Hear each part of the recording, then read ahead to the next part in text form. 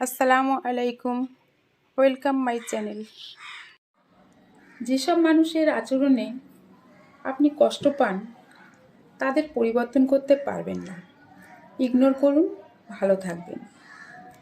কিছু মানুষ অন্য মানুষের অসুবিধা কখনো বোঝে না, এদের কথা ভাবলে নিজের কর্মফল খারাপ।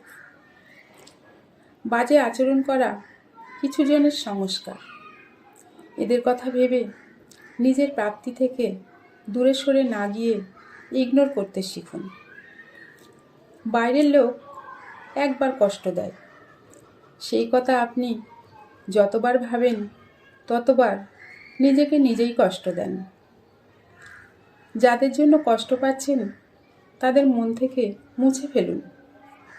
তারা তাদের মতো ভালো থাক, আপনি আপনার মতো ভালো থাকুন।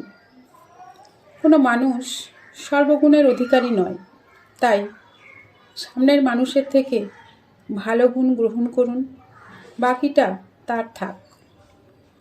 কাউকে পরিবর্তন করার প্রয়োজন নেই, নিজেকে পরিবর্তন করুন, দেখবেন আপনার জগৎ বদলে যাবে।